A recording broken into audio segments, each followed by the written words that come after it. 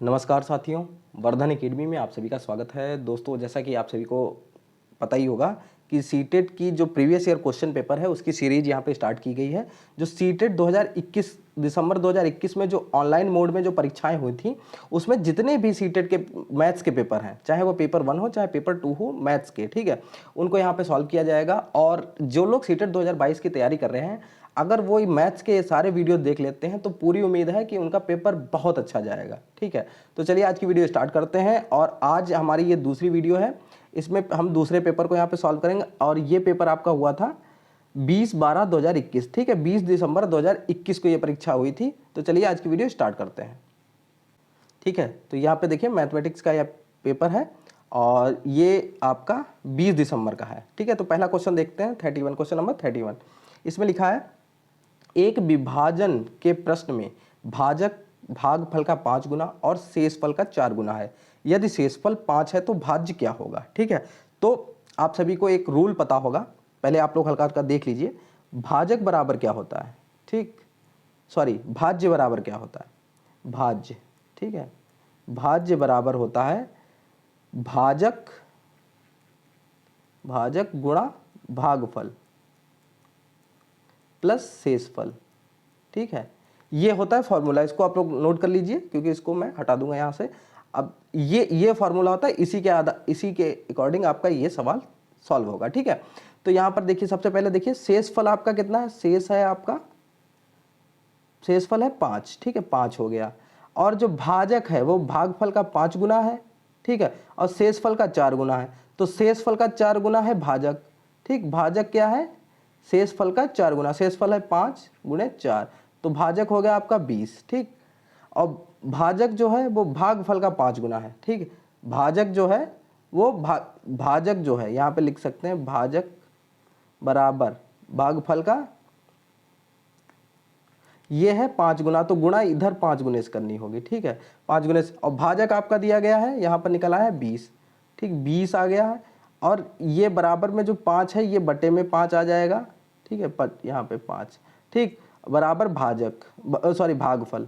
ठीक है, भागफल आ जाएगा, तो भागफल कितना, 5 चक्कू 20, तो आपका सारी चीज़ें आ गई। शेषफल आप लोग लिख लीजिए, शेष आपका 5 दिया गया है, भाजक आपका 20 हो गया और भागफल आपका 4 आ गया। ठीक, भागफल आपका 4 आ गया। ठीक है, अब यहाँ पर आप लोग वही वाला फॉर्मूला लगा दीजिए, भाज्य बराबर, क्योंकि भाज्य आपसे पूछा गया है, भाज्य बराबर भाजक गुणे भागफल प्लस शेषफल। ठीक, अब यहाँ पे भाजक आपका कितना है, भाजक आप लोग रख दीजिए, भाजक आपका 20 है। ठीक है, गुणे भागफल कितना है, भागफल आपका है 4 प्लस शेष कितना है 5। ठीक है, 20 चक्कू 80, 80 प्लस 5, तो ये हो गया 85। उम्मीद है सभी लोगों को यहाँ पर समझ में आ गया होगा। नेक्स्ट क्वेश्चन है, क्वेश्चन नंबर 32। 5 क्रमागत संख्याओं में दूसरी संख्या 49 है, इन संख्याओं में सम संख्याओं का गुणनफल क्या होगा। ठीक, अब 5 क्रमागत संख्याएं हैं, दूसरी संख्या 49 है। ठीक है, 49 है, क्रमागत मतलब क्रम से, तो पहली होगी 48, दूसरी 49, तीसरी हो गई 50, फिर 51, ठीक है, और फिर 52। ठीक है, इसमें बोला कि इन संख्याओं में सम संख्याओं का गुणनफल, मतलब 48 को ले लीजिए सम संख्याएं, फिर सम संख्या होगी 50 हो जाएगी और 52 हो जाएगी। इनका मल्टीप्लाई जब आप करेंगे, ठीक है, इनका मल्टीप्लाई जब आप करेंगे, इसका आंसर मैं आपको सीधे बता देता हूं। इसका जो राइट आंसर होगा, इसको मल्टीप्लाई आप लोग करके देख लीजिएगा, आपका आएगा 1,24,800। नेक्स्ट है ये क्वेश्चन नंबर 33 है। ठीक है, इसमें है, एक स्टील का तार एक वर्ग बनाती है जिसका क्षेत्रफल 121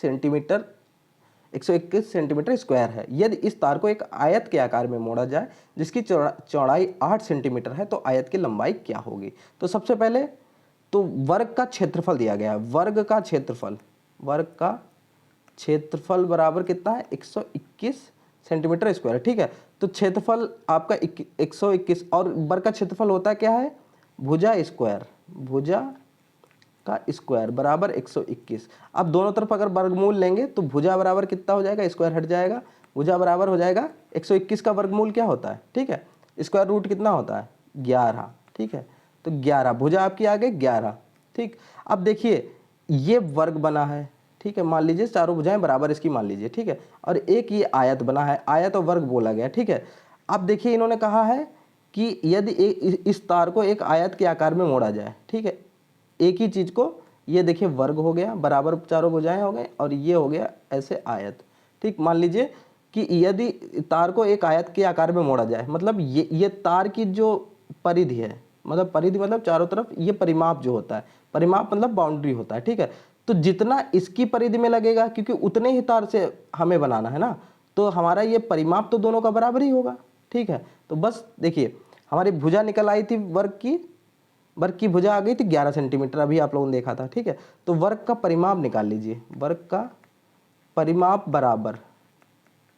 बराबर हमारा निकल आएगा, क्या बताया था, वर्ग और आयत का परिमाप बराबर होगा, तो आयत का भी परिमाप बराबर होगा, आयत का परिमाप, ठीक है। दोनों चीजें उम्मीद है समझ में आ गया। वर्ग का परिमाप होता है 4 गुणे भुजा, ठीक है। आयत का होता है 2 गुणे ब्रैकेट में लंबाई प्लस चौड़ाई, ठीक है।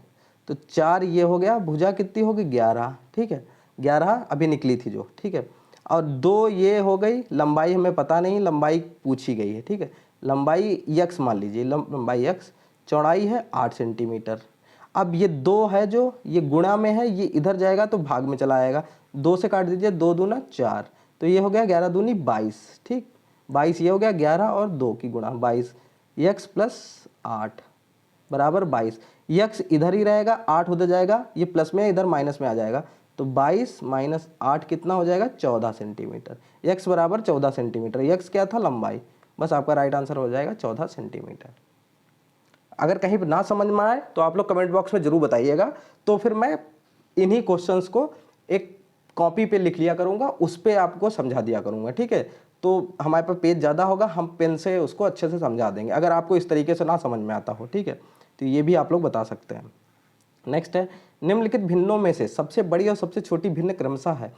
कभी भी ऐसा छोटी और बड़ी पूछा जाए तो क्या करना चाहिए, जो हर है, हर जितने भी हैं इनका क्या एलसीएम ले लेना चाहिए, लासा ले लेना चाहिए, ठीक है। तो लासा लेने के लिए आपको क्या करना चाहिए, लासा इसका निकालना उम्मीद है आता ही होगा, 2 3 5 6 4, ठीक है। कैसे निकालोगे, 2 एकन 2, ये उन लोगों के लिए मैं निकाल देता हूँ, 2 3 6, 2 दूना 4, जिनको बिल्कुल भी ना आती हो मैथ, ठीक है। अब इससे काटिए तो 3 तो कटेगा नहीं, 5 नहीं कटेगा, 3 नहीं कटेगा, 2 एकन 2 कट जाएगा, ठीक। अब 2 कहीं बचा नहीं है, 3 2 बार है, तो 3 3 एकन 3, 5 बचा, ये भी एक बार में चला जाएगा, ये एक पहले से, ये 5 से करेंगे तो सारे 1 1 हो जाएंगे, ठीक है, 1 1 सारे हो गए, ठीक। अब ये कितना हो गया, इसका लासा कितना हो गया, 5 दूनी 10 हो गया, 10 ये हो गया, और 3 दूनी 6, ठीक है, तो ये हो जाएगा 60, लासा कितना हो गया 60। हमेशा क्या हो, इसका लासा निकाल लीजिए। अब क्या करना है आपको, हर संख्या में 1/2 है, इसको 60 से गुणा कर दीजिए, फिर 1/3 है, इसको भी 60 से गुणा कर दीजिए, फिर 4/5 है, इसको भी 60 से गुणा कर दीजिए, ठीक है। और फिर 2 संख्या कौन सी, 5/6, इसको भी 60 से गुणा कर दीजिए, फिर है 3/4, इसको भी 60 से गुणा कर दीजिए। अब सबको सॉल्व कर लीजिए, 2 से काटिए 30, पहली का मान आ गया 30, ठीक है, 30 से काटेंगे 30 दूनी, ठीक है, सॉरी 3, यहाँ पे 3 होना चाहिए, ठीक है, 3 दूनी 6, तो यहाँ पे 20 हो गया, 1/2 का मान 30 हो गया, 1/3 का मान 20 हो गया। अब 5/60 को काटेंगे तो ये हो गया, 5 से काटेंगे तो ये 12, और 12 चक्कू 48 हो जाएगा, ठीक। ये 5/6, 4/5 का मान हो जाएगा 48, ठीक है। 5/6 को काटेंगे तो 6 दहामन 60, ये 10 बचे 50 हो जाएगा इसका मान, ठीक। इसको काटेंगे 4 से तो ये 15 दिया 45 हो जाएगा, ठीक। पूछा गया सबसे बड़ी और सबसे छोटी संख्या, तो ये 30 हो गया, ये 20 हो गया, ये 48 हो गया, ये 50 हो गया, ये 45, तो 50 सबसे बड़ी संख्या है, किसकी है 5/6 की, तो 5/6 किस में है, इसमें भी है और इसमें भी है, ठीक है। और सबसे छोटी संख्या कौन सी है, देखिए 45 50 48, ये यहाँ पे 20 आया है, यहाँ पे 30, तो 20 वाली सबसे छोटी है, तो 20 वाली कौन संख्या है 1/3, ठीक, तो 1/3 ये पहले में ही है। नेक्स्ट क्वेश्चन है क्वेश्चन नंबर 35, एक सेंटीमीटर गुणे 1 सेंटीमीटर वाले 36 छोटे वर्गों को कुल कितने प्रकार से व्यवस्थित किया जा सकता है कि परिणामी क्षेत्रफल 36 सेंटीमीटर स्क्वायर हो।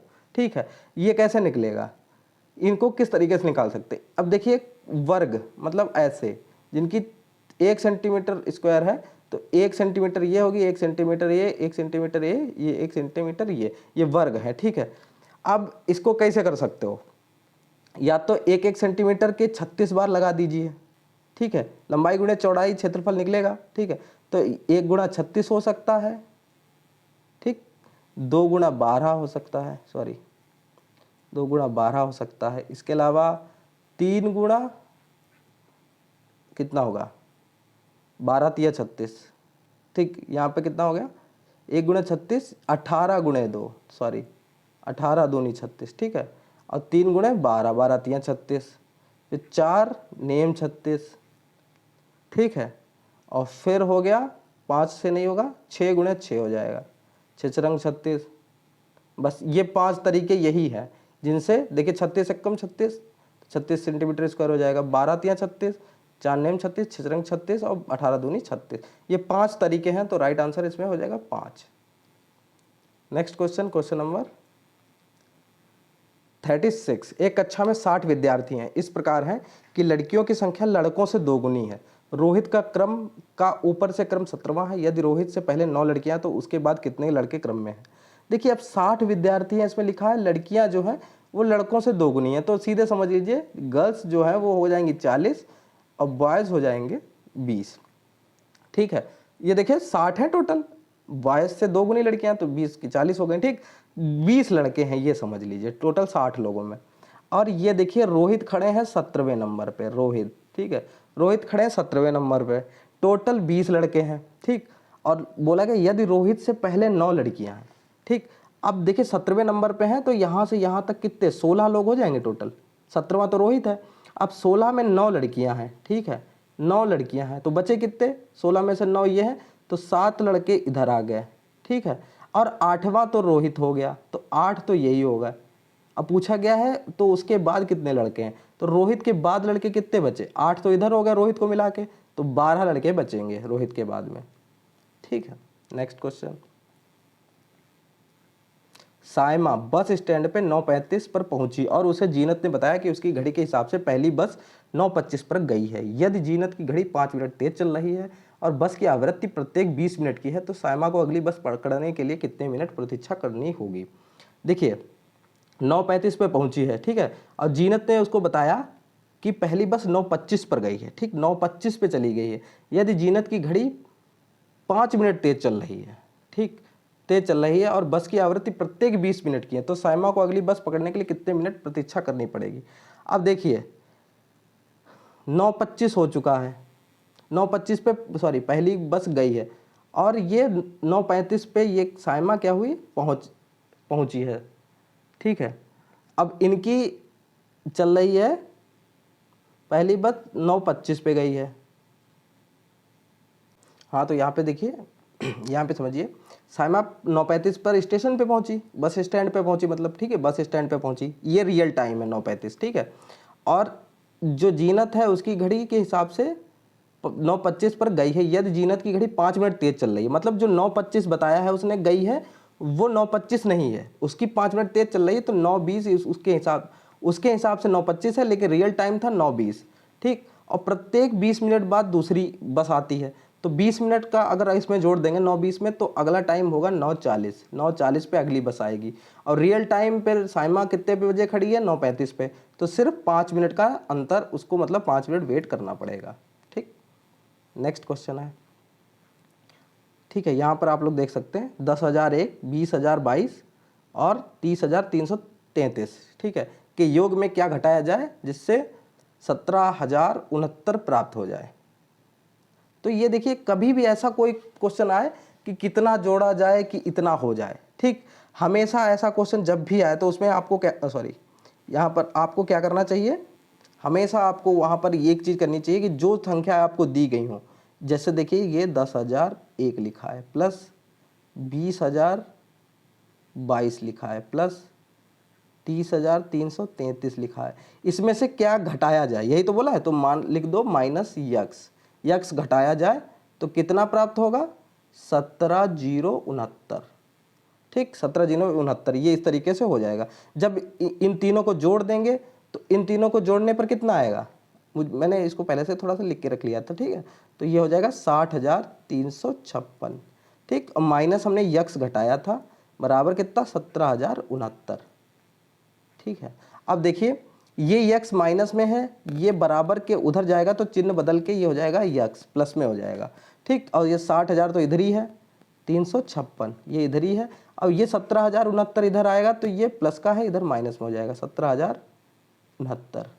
अब घटाएंगे तो यक्स बराबर आपको निकलेगा, जब इसको घटाएंगे तो आपका आंसर आ जाएगा 43287, ठीक।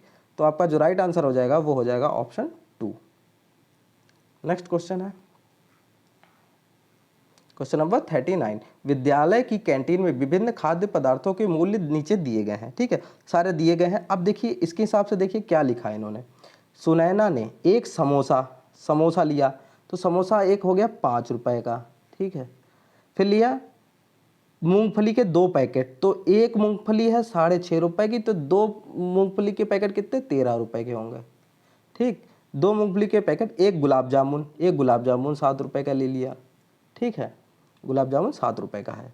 और एक बोतल नींबू पानी खरीदती है, नींबू पानी कितने का है, 11.5 रुपए का, 11.50 रुपया, ठीक। यदि उसने कैंटीन मालिक को 100 का नोट दिया, पहले तो यही जोड़ लीजिए कितना हुआ, 13 और 7 20, और 20 और 5 25, 25 और 1 26, 36, 36.5 रुपये, ये होगा 36.50 रुपये, ठीक है। तो अब 100 का नोट दिया, अब 100 में से इसको घटा दीजिए, 100 माइनस 36.50, तो आंसर आपका जो आएगा वो आ जाएगा 63.50, ठीक है। ये आपका राइट आंसर आ जाएगा। बस बहुत सरल क्वेश्चन था, कोई दिक्कत नहीं।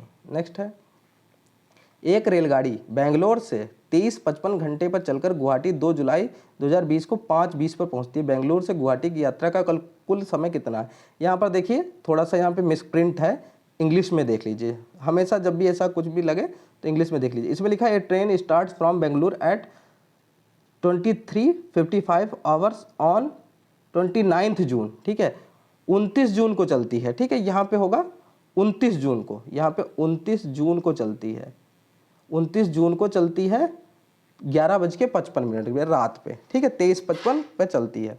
2 जुलाई को 5:20 पर पहुंचती है। तो पहले देखिए जून आपका 30 दिन का होता है, ठीक है, तो 29 जून से 30 जून तक 24 घंटे हो जाएंगे, और 30 से 1 तक भी 24 घंटे हो जाएंगे, ठीक है। मतलब 1 तारीख तक, 1 तारीख के 23:55 घंटे पर 1 तारीख का अगर देख लिया जाए तो 48 घंटे यहाँ पर हो चुके हैं।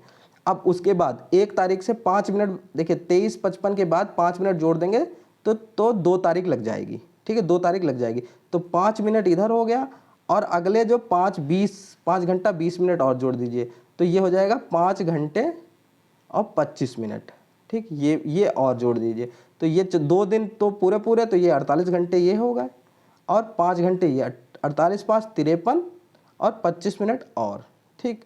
तो ये आंसर आपका हो जाएगा 53 घंटे 25 मिनट। नेक्स्ट है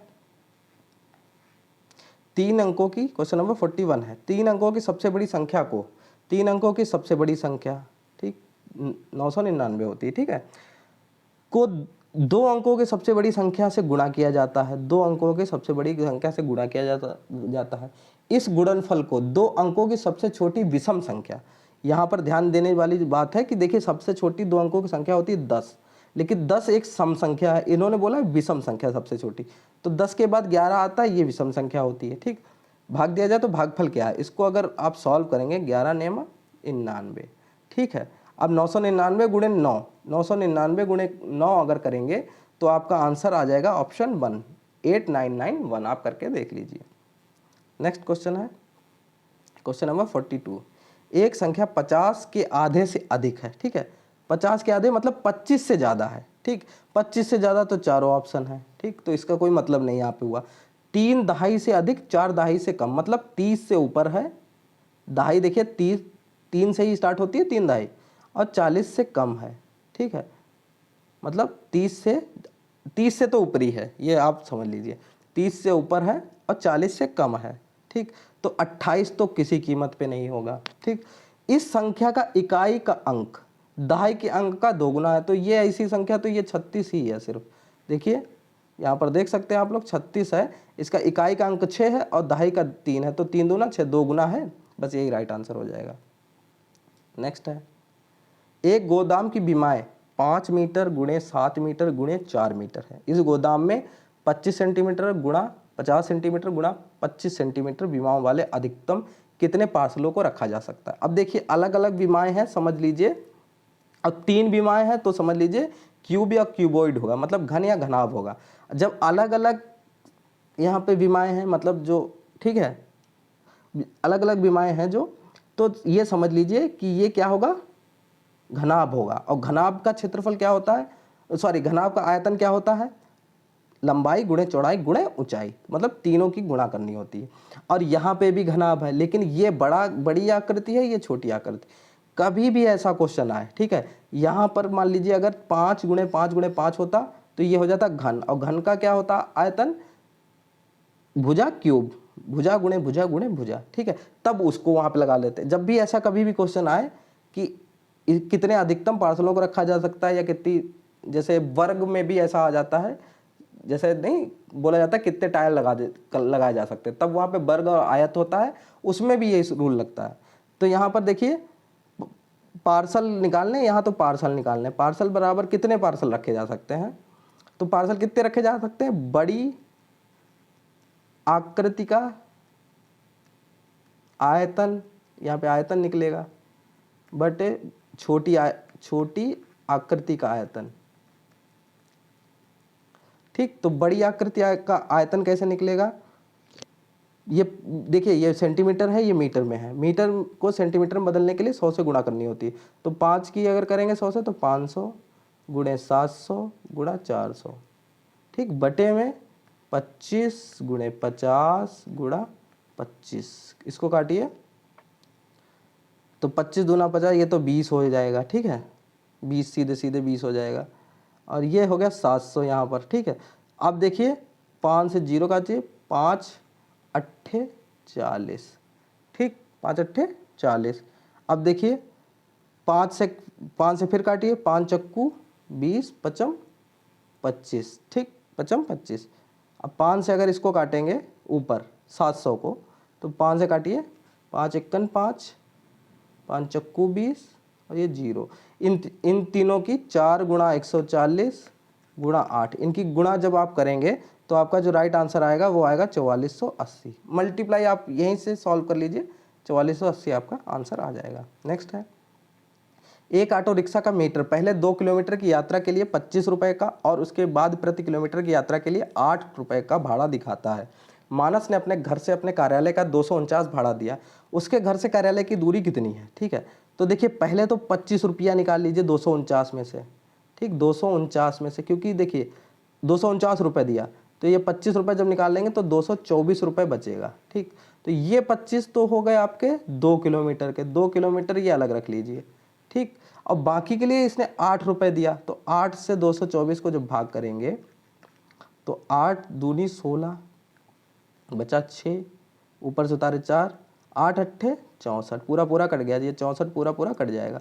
तो ये 28 किलोमीटर ये हो गए, और 2 किलोमीटर का ये 25 रुपया दिया था, तो 28 2 30 किलोमीटर टोटल चला, मतलब दूरी 30 किलोमीटर है यहाँ पर। नेक्स्ट क्वेश्चन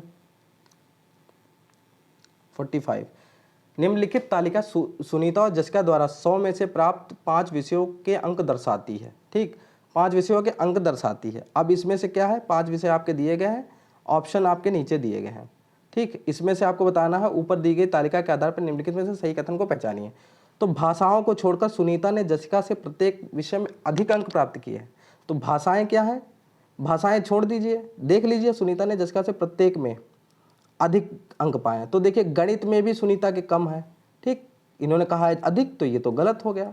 फिर लिखा है गणित और विज्ञान में सुनीता के अंक जसिका के इन विषयों में कुल अंकों से अधिक है। तो गणित और विज्ञान में सुनीता कितने हैं, 68 हैं, सुनीता के 68 गणित में है और विज्ञान में है 78, ठीक है। और जसिका के कितने हैं, 74 प्लस विज्ञान में है 84, ठीक, तो ये भी गलत है क्योंकि इसमें भी जसिका के ही ज़्यादा है मिलाने पर। फिर है जसिका ने 3 विषयों में सुनीता से अधिक अंक प्राप्त किए हैं। तो देखिए इसमें तो नहीं प्राप्त किए, इसमें तो जसिका के ही ज़्यादा हैं, इसमें प्राप्त किए, अंग्रेजी में सुनीता के नंबर ज़्यादा हैं, सामाजिक विज्ञान में भी ज़्यादा हैं। ठीक, बाकी 3 में इन्होंने बोला 3 में ज़्यादा है, जबकि 3 में नहीं 2 में ही ज़्यादा है, तो ये वाला भी गलत हो गया। बस लास्ट जो बचा है, ये जसिका ने 17 और अंक प्राप्त किए होते हैं, सुनीता को जसिका के कुल प्राप्त अंक बराबर होते हैं। ठीक है, ये मैं चेक कर चुका हूँ, ये यहीं पे यही होगा। ठीक है, 17 नंबर अगर इनके सुनीता के यहाँ पे बढ़ा दिए जाएंगे, सॉरी ठीक है, 17 नंबर जसिका ने 17 और अंक जसिका के अगर 17 नंबर यहाँ पे आप बढ़ा दीजिए, ठीक है, तो ये सुनीता के बराबर पहुँच जाएगी। ठीक, ओवरऑल सुनीता के ही ज़्यादा नंबर है। ठीक, लेकिन 3 विषयों में जसिका के नंबर ज़्यादा है। ठीक है, नेक्स्ट है, गणित के शिक्षण अधिगम में निम्नलिखित में से कौन सा लक्षण रचनात्मक प्रक्रिया का नहीं है? क्वेश्चन नंबर 46 का ऑप्शन आप लोग देख लीजिए और राइट आंसर बताइए।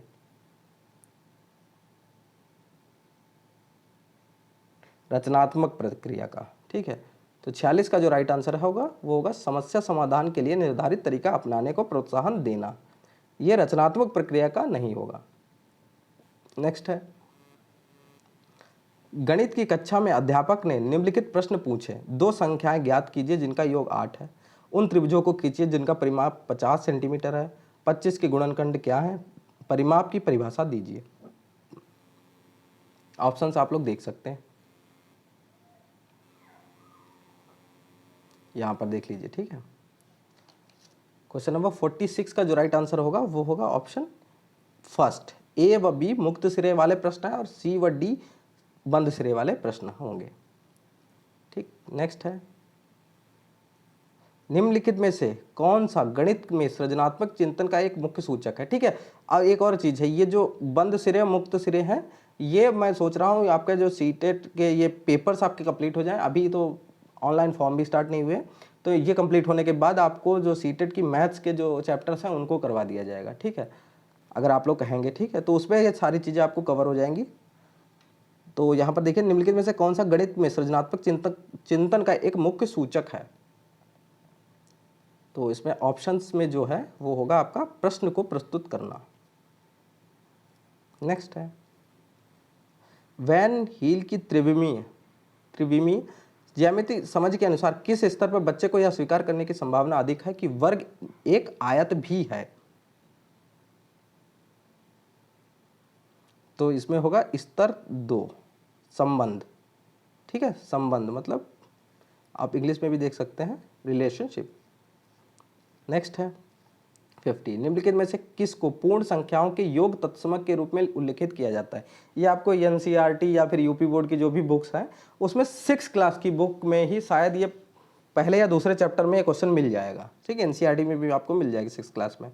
इसमें जो योग का पूछा गया मतलब एडिटिव जो संख्याएं होती है, ठीक है, ऐड करने के लिए जोड़ जिसको बोलते हैं। ठीक है, जोड़ में जोड़ का होता है 0, अगर गुणा का पूछा जाए, मल्टीप्लिकेशन का गुणा का पूछा जाए तो होता है 1।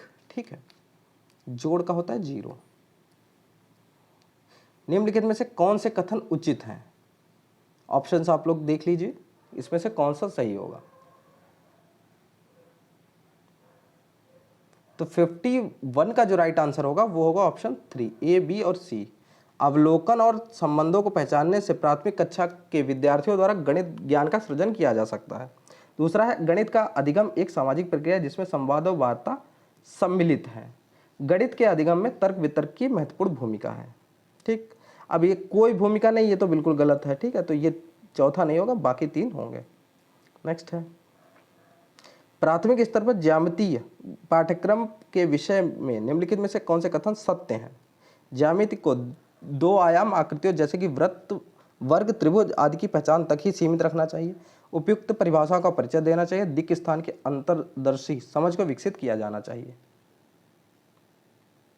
तो इसमें जो राइट आंसर होगा वो होगा केवल 3, दिक् स्थान की अंतर्दर्शी समझ को विकसित किया जाना चाहिए। नेक्स्ट है 53, सड़क विक्रेताओं और दुकानदारों द्वारा प्रयोग में लाए जाने वाले गणित कौशल और सामर्थ्य के संबंध में निम्नलिखित में से कौन से कथन सत्य हैं? कक्षा में गणितीय प्रश्नों को हल करने के लिए यह लाभदायक नहीं है। वे अस्पष्ट और असंगत हैं, वे गणित के प्रश्नों को हल करने के वैकल्पिक तरीकों को विकसित करने में सहायक होते हैं। कौन से कथन सत्य पूछा गया है 53 में?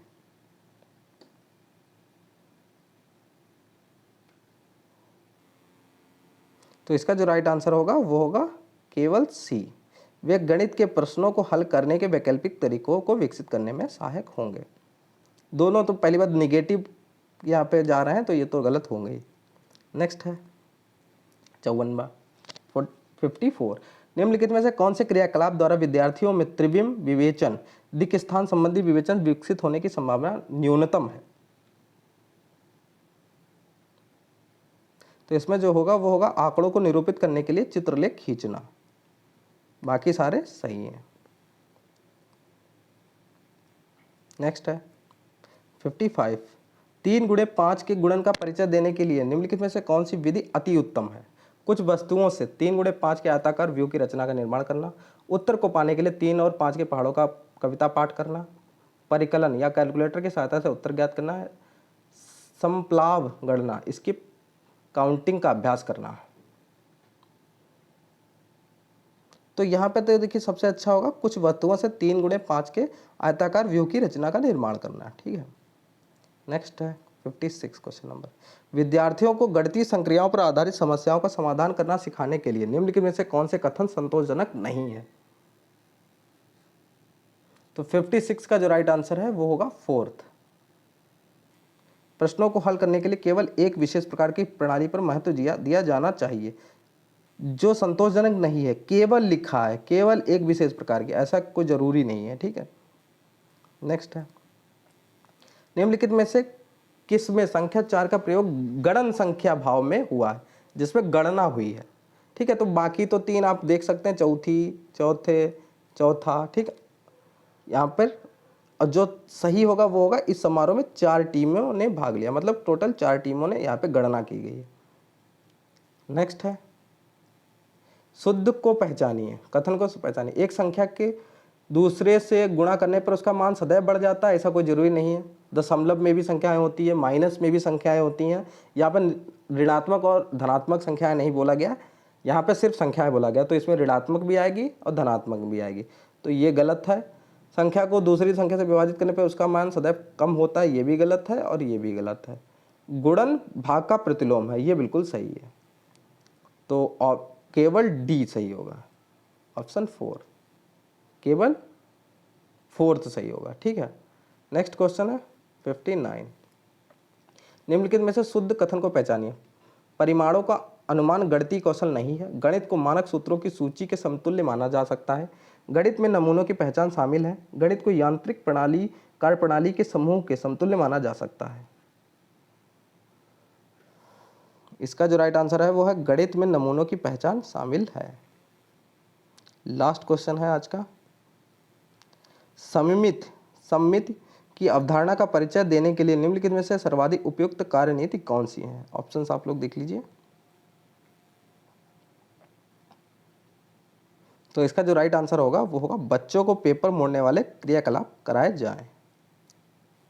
तो यहाँ पर जो आपकी ये 20 दिसंबर का जो पेपर है उसके सारे क्वेश्चन सॉल्व कर दिए हैं। अगर आप लोगों को इसमें समझने में दिक्कत होती हो तो आप लोग नेक्स्ट कमेंट बॉक्स में कह दीजिए, मैं नेक्स्ट वीडियो जो होगी उसमें इन क्वेश्चंस को एक कॉपी पे नोट कर लूँगा और कॉपी पे आपको बैक कैमरे से पूरी वीडियो बना के आपको समझा दूंगा कि किस तरीके से, ये नहीं नेक्स्ट जो पेपर होगा उसको। ठीक है, मतलब उसमें थोड़ा सा ज़्यादा व्यवस्थित तरीके से आपको समझ में आएगा। ठीक है, तो दोस्तों आज की वीडियो में सिर्फ इतना ही है। आपको आज की वीडियो कैसी लगी ये ज़रूर आप लोग बताइएगा। ठीक है, तो चलिए आज की वीडियो यहीं पे समाप्त करते हैं। धन्यवाद।